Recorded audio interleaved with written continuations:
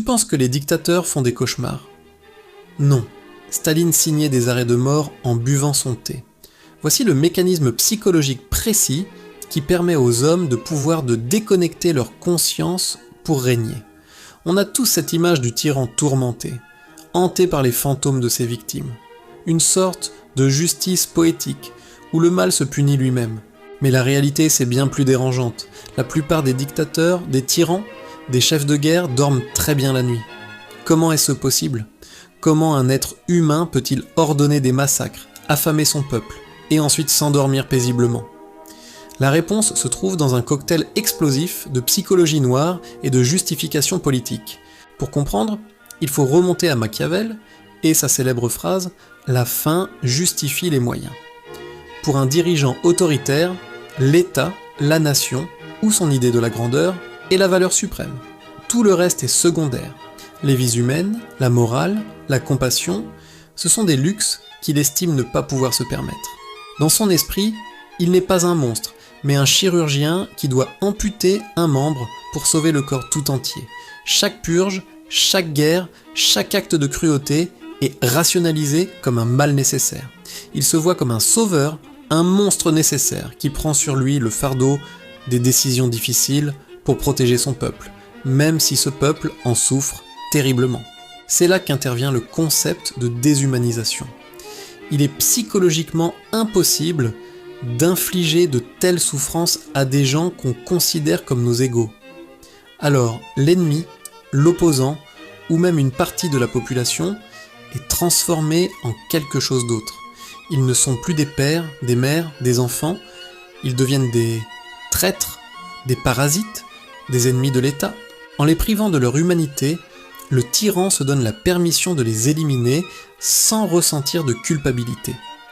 C'est une technique de manipulation mentale qu'il s'applique d'abord à lui-même. Il ne tue pas des gens, il nettoie la société. Il ne provoque pas une famine, il optimise les ressources. Le langage est une arme puissante pour anesthésier la conscience. Ensuite, il y a la bulle de pouvoir. Un dictateur n'est jamais seul. Il est entouré d'une cour de partisans, de conseillers, de généraux qui valident constamment sa vision du monde. Toute critique est étouffée, toute information contradictoire est filtrée. Il vit dans une chambre d'écho où on lui répète en permanence qu'il a raison, que ses actions sont justes et nécessaires. Cet environnement renforce sa conviction et le coupe de la réalité du terrain. Les statistiques de mort deviennent des chiffres abstraits sur un rapport, pas des vies débrisées. Il perd tout contact avec la souffrance réelle qu'il engendre. Son entourage, par peur ou par opportunisme, le protège de toute dissonance cognitive qui pourrait éveiller sa conscience. Le narcissisme est aussi une composante clé. Beaucoup de ces leaders ont un trouble de la personnalité narcissique pathologique. Ils ont un besoin maladif d'admiration, une conviction inébranlable de leur propre supériorité et un manque total d'empathie. L'empathie, c'est la capacité de se mettre à la place de l'autre, de ressentir sa douleur. Le tyran en est dépourvu. La souffrance des autres ne l'atteint pas. Elle lui est indifférente. Ce qui compte, c'est son héritage, sa gloire, sa place dans l'histoire. Le monde est une scène, et il en est le seul acteur principal. Les autres ne sont que des figurants. Cette absence d'empathie est le véritable secret qui lui permet de commettre l'impensable sans ciller. Quand on regarde Poutine justifier la guerre en Ukraine, ou Kim Jong-un faire défiler ses missiles pendant que son peuple a faim, on ne voit pas des hommes torturés par le remords. On voit des hommes convaincus de leur bon droit, persuadés d'agir pour un bien supérieur, protégés par des murs de rationalisation, de déshumanisation et de narcissisme. Le vrai cauchemar, ce n'est pas celui qu'ils font la nuit, c'est celui qu'ils imposent aux autres pendant la journée.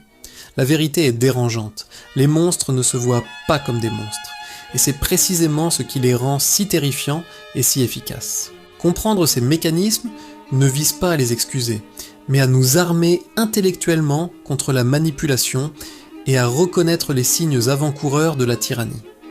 Car l'histoire nous a montré que ces dynamiques peuvent se répéter. Merci d'avoir regardé cette vidéo. Si ce plongeon dans les abysses du pouvoir vous a intéressé, n'hésitez pas à vous abonner pour ne pas manquer les prochaines analyses. Et dites-moi en commentaire ce que vous en pensez. À bientôt.